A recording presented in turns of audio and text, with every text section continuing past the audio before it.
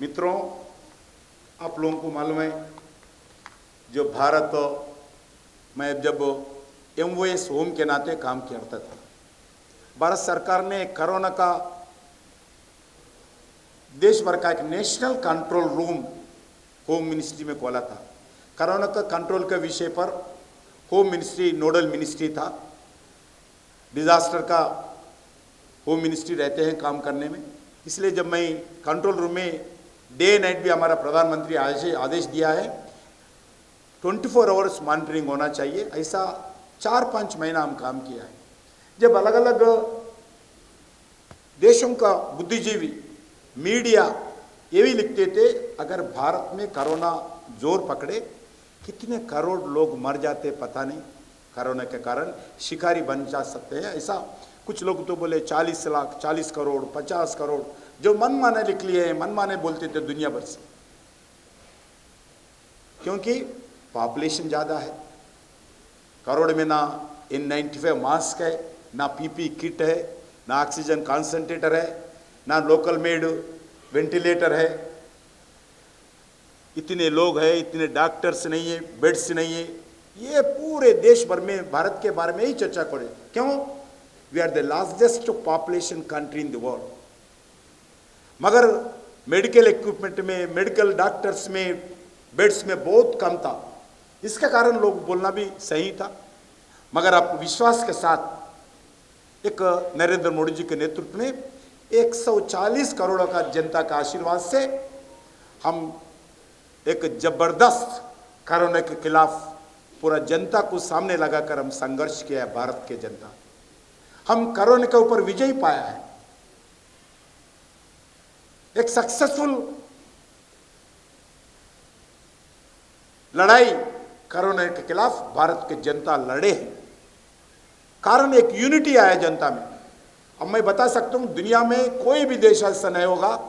एक अपील पर प्रधानमंत्री जी का, एक अपील पर फर्स्ट कोरोना के लड़ने के कारण एक अपील देश के जनता को दिया है, जनता कर्फ्यू। एक व्यक्ति भी देश में घर से बाहर नहीं निकला, एक व्यक्ति, ना रिलीजियस अलग हो, ना रीजन अलग हो, ना भाषा अलग हो, पार्टी अलग हो, आइडियोलॉजी अलग हो, मगर कोरोना के लड़ने के खिलाफ लड़ने के लिए जनता एकत्रित थे, नरेंद्र मोदी जी के नेतृत्व को विश्वास करते थे। इसलिए कुछ लोग क्रिटिसाइज भी किया है, करने के बाद भी एक व्यक्ति भी जनता कर्फ्यू के दिन कोरोना के खिलाफ प्रधानमंत्री जी की अपील पर घरों में रहा है। इसके कारण आज हम कोरोना को काबू पाया है, कोरोना को कंट्रोल किया है। जो देश के दुनिया के लोग, जो बुद्धिजीवी भारत के खिलाफ बोलते थे कोरोना है तो इतने करोड़ लोग मरेंगे, मगर हम कम कैजुअलिटी के साथ हम आगे आए हैं। वो PP किट्स हो, N95 हो, ऑक्सीजन कॉन्सेंट्रेटर्स हो, ऑक्सीजन प्लांट्स हो, वेंटिलेटर्स हो, ऐसे हम एक देश भर में हम ठीक तरीके से काम किया है। आपको ज़्यादा बताने का जरूरत नहीं है। यू कैन, आप जितने भी वैक्सीनेशन भारत में पहले आते थे, 50 साल के बाद कुछ वैक्सीनेशन भारत में मिला। हम कभी भी ऐसी नेशनल कैलेमिटी, ऐसी क्राइसिस आए तो फ्लड्स के ऊपर देखते थे कौन सा देश हमारे को मेडिसिन भेजता है, कौन सा देश से मेडिसिन आता है। मगर आज पहली बार भारत इंडिजिनियस का, हमका खुद का टेक्नोलॉजी के साथ हम वैक्सीनेशन किया है। अब जब मैं आगे बताऊंगा कैसे काम हम वैक्सीनेशन के खिलाफ काम किया है, वैक्सीनेशन के लिए कोरोना के खिलाफ लड़ते हुए हम आगे बढ़े हैं, मैं आपको पूरा इन डिटेल मैं आप लोगों को थोड़ा बताने के लिए मैं प्रयास करूंगा। मित्रों, आज भारत एक छोटा देश नहीं है, भारत सबसे बड़ा देश है। इसके कारण जितने भी काम करते हैं उसमें बहुत बड़ा मुद्दा होगा जो वैक्सीनेशन के विषय पर। अब फ्लाइट्स में अलग अलग देशों से ऑक्सीजन लाना, मेडिसिन लाना, अलग अलग देशों से भारत को लोगों को लाना, जितने भी अलग अलग देशों में कोरोना के समय पे लोग अलग अलग देशों में थे वैसे लोगों को लाना, एक नहीं है, ऐसे अलग अलग हम काम किया है। फाइनली जो वैक्सीनेशन, मैं एक एग्जाम्पल बोलता हूँ। फर्स्ट फेज सेकंड के फेज के बीच में एक दिन प्रधानमंत्री जी हैदराबाद हमारे एयरपोर्ट में उतरे, किसको भी बताया भी नहीं, ना मुख्यमंत्री को बताया, ना स्टेट गवर्नमेंट को बताया, ना मैं एक ही मंत्री था तेलंगाना से, मेरे ऑफिस में भी कोई इन्फॉर्मेशन नहीं है। डायरेक्ट फ्लाइट उतरे हैं। एक भारत बायोटेक कंपनी बोल के हैदराबाद में, उस कंपनी को एयरपोर्ट से सीधा गए। 5 घंटा भारत बायोटेक की कंपनी में थे प्राइम मिनिस्टर। जब सेकंड फेज सीरियस नहीं हुआ है, 5 घंटा थे, वर्कर्स से मिले, साइंटिस्टों से मिले, रिसर्च होल्डर से मिले, मैनेजमेंट से मिले, उनको विश्वास दिया है क्या चाहिए मैं देऊंगा, मगर भारत वैक्सीन बनाना चाहिए। मुझे क्या चाहिए बोलिए आप लोग, क्या फैसिलिटीज बारे में जाना चाहिए, क्या एक्ट होना चाहिए, कितने पैसे होना चाहिए, मगर लीजिए भारत वैक्सीन बनाना चाहिए। वो दिन बताया हमारा देश के लिए कोई देश वैक्सीन सप्लाई नहीं कर सकता, इतना बड़ा पॉपुलेशन है हमारा। सभी अलग अलग देशों में क्राइसिस है, दुनिया भर में क्राइसिस है, कोई देश ऐसा बचे नहीं। इसीलिए वैक्सीन से अगर देश के लोगों को जान बचाना है तो वैक्सीन खुद करना चाहिए। इसलिए ऐसे एक प्रधानमंत्री दुनिया में कोई फैक्ट्री में जाकर, कोई फार्मा कंपनी में जाकर और रिसर्च एजेंसी से कोई मिला है, दुनिया में एक ही प्राइम मिनिस्टर है, भारत का प्राइम मिनिस्टर नरेंद्र मोदी जी है। आज सक्सेसफुली हम वैक्सीन पूरे लोगों को 140 करोड़ पीपल को फ्री वैक्सीन फर्स्ट फेज दिया है, और सेकंड फेज भी जो लोग जरूरत है उनको दिया है। अभी 220 करोड़ बोले तो बच्चे ज़्यादा पॉपुलेशन है, उसमें कम दिखता है आपको, स्टूडेंट्स को, किड्स को कम नहीं दिया है। 220 करोड़ फ्री वैक्सीन लोगों को दिया है। अभी थर्ड फेज भी फ्री वैक्सीनेशन देश भर में अवेलेबल है, जो जरूरत पड़े ले सकते हैं। इतना ही नहीं, अलग अलग देशों को, जो गरीब देशों को भी फ्री वैक्सीनेशन दिया है। अच्छे टेक्नोलॉजी के साथ, आधार कार्ड के साथ, नए टेक्नोलॉजी के साथ आज कोई कंफ्यूजन नहीं है, ये व्यक्ति को वैक्सीनेशन मिला नहीं मिला, देश भर में हम दिल्ली में बैठ के दे सकते हैं, आप भी देख सकते हैं। ऐसा एक टेक्नोलॉजी के साथ हमारा जो टेक्नोलॉजी यूज किया है वैक्सीनेशन का, दुनिया भर का देश आके रिसर्च किया है कैसा आप लोग टेक्नोलॉजी यूज किया है। आज अमेरिका जैसे डेवलप्ड कंट्रीज भी भारत के वैक्सीनेशन के लिए ऑर्डर्स दिया है, क्योंकि हमारा उत्तम वैक्सीनेशन है, best vaccination in the world.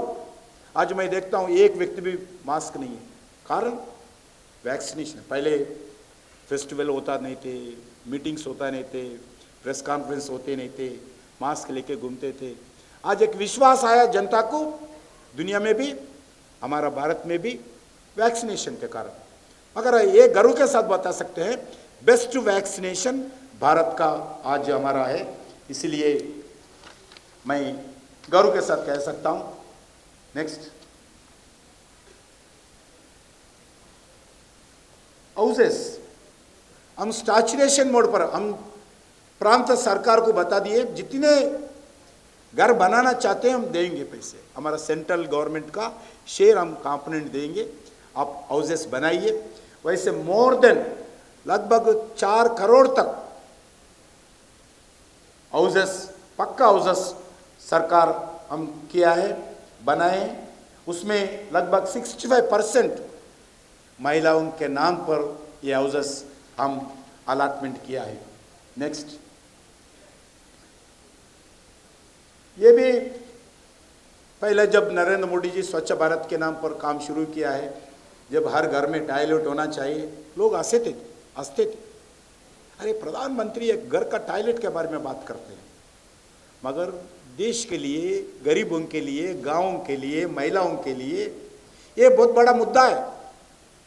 महिलाओं के लिए बहुत बड़ा मुद्दा है। आज नरेंद्र मोदी जी के जो जनता में जागरूक लाए हैं, अगर कोई लड़की गांव में एक बच्चे से शादी करने से पहले सवाल करते थे, आप घर में टॉयलेट है क्या, जब भी मैं आपसे शादी करूंगा, ये प्रैक्टिकल था।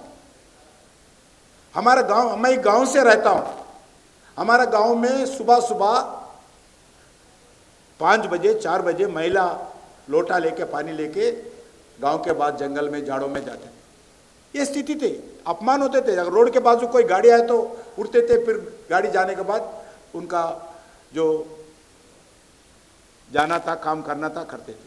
स्थिति यह था। आज गांव, गरीब, किसान, शहर, हर घर को ओपन, जितने घर टॉयलेट चाहिए सरकार पैसे देगी। सैचुरेशन मोड पर अगर कोई घर में अगर टॉयलेट बनाने के लिए छोटा जगह है तो भी भारत सरकार पैसे दे रहे। वैसा हम 11.72 करोड़ टॉयलेट्स कंस्ट्रक्ट किया है सैचुरेशन मोड पर। ये हमारे लिए बहुत बड़ा एक गर्व का विषय है, भारत के लिए भी। नेक्स्ट, जब 2014 में रूरल एरियाज में 39% जो हाउसेस थे वो भी अच्छे किसानों के घर में, जो टीचर्सों के घरों में, जो पैसे वाले घरों में रहते थे, गरीबों के घर में, दलित पिछड़े वर्ग के घरों में टॉयलेट नहीं रहते थे। आज सबके घर में 100% टॉयलेट सैचुरेशन मोड पर दिया है। ये भी एक सक्सेसफुल प्रोग्राम भारत के लिए। इसके कारण लोगों का हेल्थ ठीक हो गया। डिसीज अलग अलग उनके हेल्थ का प्रॉब्लम होता था। अभी टॉयलेट्स के कारण हर घर में, हर गांव में एक हेल्थ एनवायरनमेंट एक्टिविटी हम लाए हैं। ये भी हमारा एक सक्सेसफुल है। नेक्स्ट, दूसरा विषय है गरीबों को गांव में एक अच्छे पीने के स्वच्छ और प्योर वाटर देना चाहिए। वो भी टैप के द्वारा घरों को वाटर देना चाहिए। ये भी सक्सेसफुल काम थोड़ा लेट शुरू किया है, मगर हमारा विश्वास है आने वाले दिन में कोई गांव, कोई गरीब, कोई घर ऐसा नहीं बचेगा। सबको गांव पानी देने का निर्णय किया है। अभी 12 करोड़ हाउसेस में भारत सरकार के द्वारा टैप्ड वाटर, मैं नॉर्थ ईस्ट का काम देखता हूँ। नॉर्थ ईस्ट में जब हिल एरियाज में एक एक घर को ले जाने के लिए 1-1 किलोमीटर के भी पाइपलाइन डालना पड़ता है। हमारा सरकार वो भी मेहनत करके हम काम कर रहे हैं। सक्सेसफुली मोर देन 12 करोड़ घरों को हम पानी दिया है, शुद्ध पानी दिया है। ये भी हमारा एक अचीवमेंट है। दूसरा, जब मैं एक पार्टी ऑफिस में काम करता था, बीजेपी ऑफिस में, लगभग 1980 से लेके 1994 तक मैं उधर ही रहते थे। जब मैं ऑफिस में एक सिलेंडर के लिए, बीजेपी ऑफिस के लिए बात करूँ, हमारा तेलंगाना आंध्र प्रदेश यूनाइटेड आंध्र था, सिलेंडर के आप लोग भी एक्सपीरियंस है।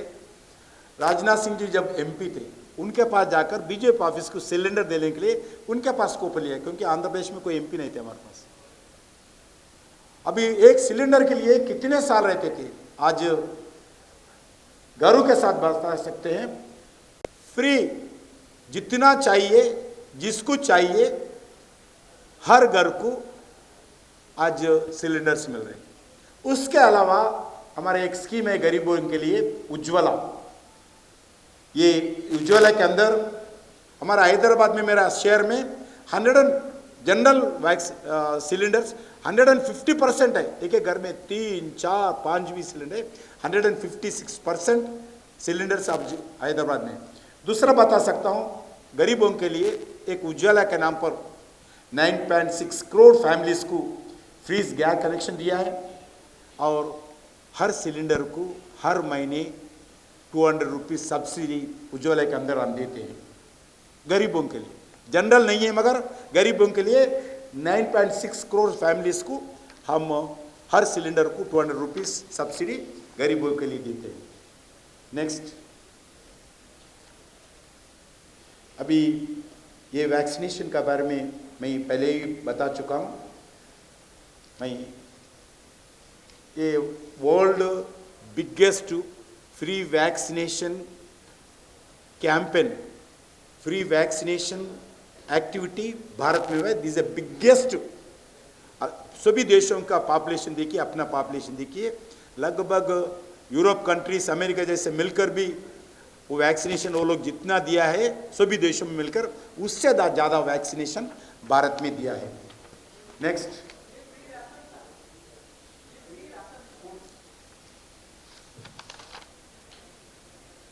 वही बता, उसमें उसके साथ साथ फ्री राशन भी, जब गरीब लोगों को कोई घर में जब उनका खाने में मुश्किल होता था, लोग बहुत दुखी थे, क्योंकि 2 महीना 3 महीना 4 महीना पूरे मार्केट बंद था, क्या फैक्ट्रीज बंद था, शॉप्स बंद थे।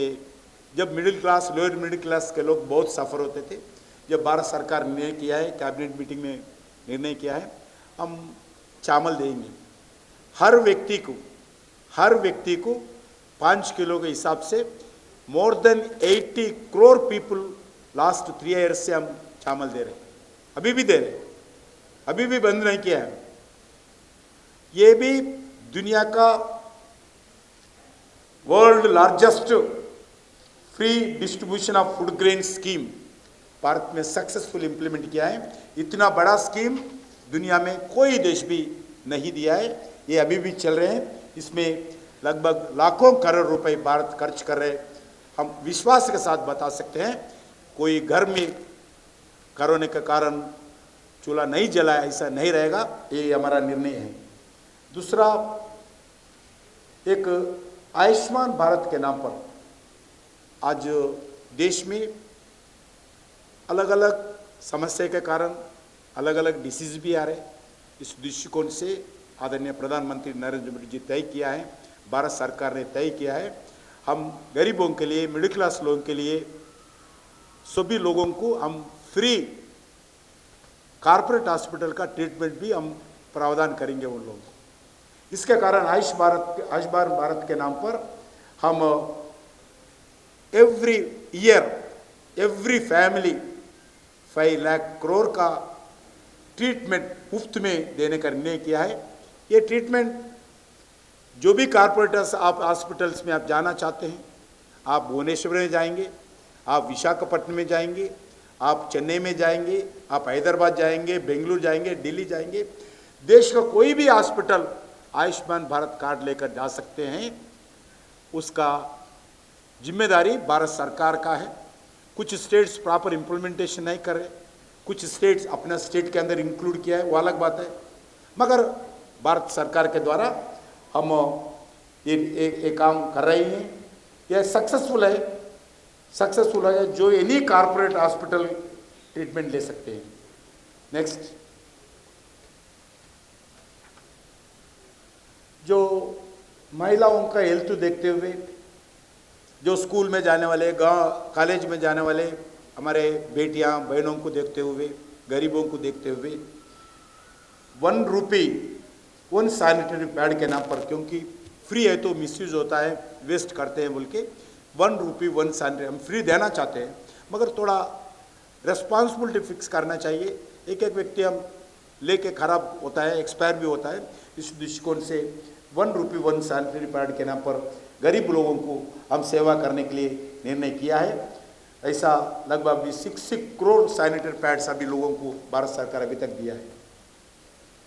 नेक्स्ट, आपको मालूम है आज हर व्यक्ति, रिटायर्ड ऑफिसर हो, गरीब हो, जो सीनियर सिटीजन हो, वो लोगों को बहुत समस्या होता है।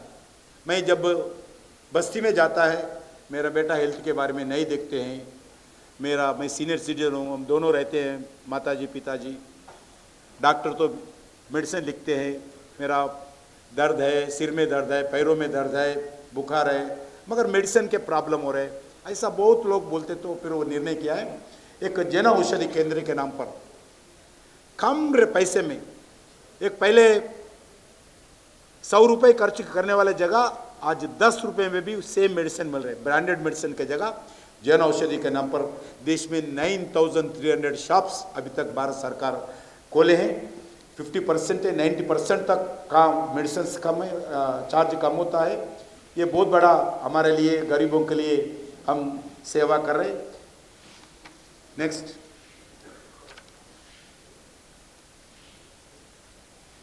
फर्टिलाइजर प्राइजेस, ये बहुत बड़ा काम भारत सरकार कर रहे। देश में, दुनिया में फर्टिलाइजर रेट्स बढ़ गई हैं।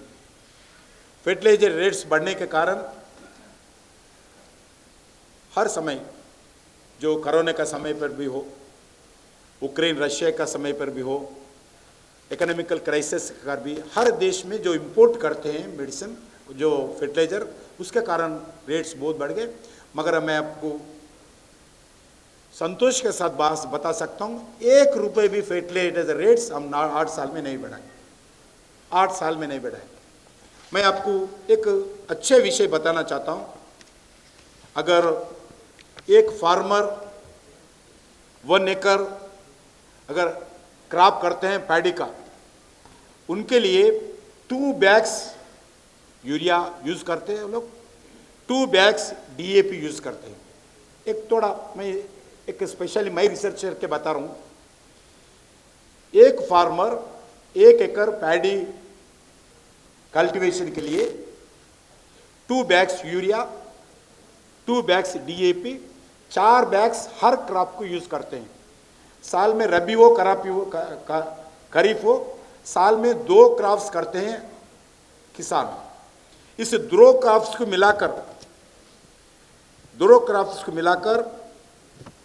हम भारत सरकार खरीफ एंड रबी मिलाकर सब्सिडी 4 बैग्स 8 बैग्स के लिए हर साल 18,612 रुपीस बैग्स के ऊपर प्रिंट रहते हैं। हर बैग के ऊपर प्रिंट रखते हैं केंद्र सरकार का सब्सिडी कितना है, टोटल बैग कॉस्ट कितना है, किसानों का कंट्रीब्यूशन कितना है, हर बैग के ऊपर प्रिंट होता है। कोई बैग देख सकते हैं, हर फर्टिलाइजर बैग DAP हो, यूरिया के ऊपर भी हम लिखते हैं। हर एकड़ को, हर साल को भारत सरकार फर्टिलाइजर सब्सिडी 8,612 रुपीस भारत सरकार हम दे रही है।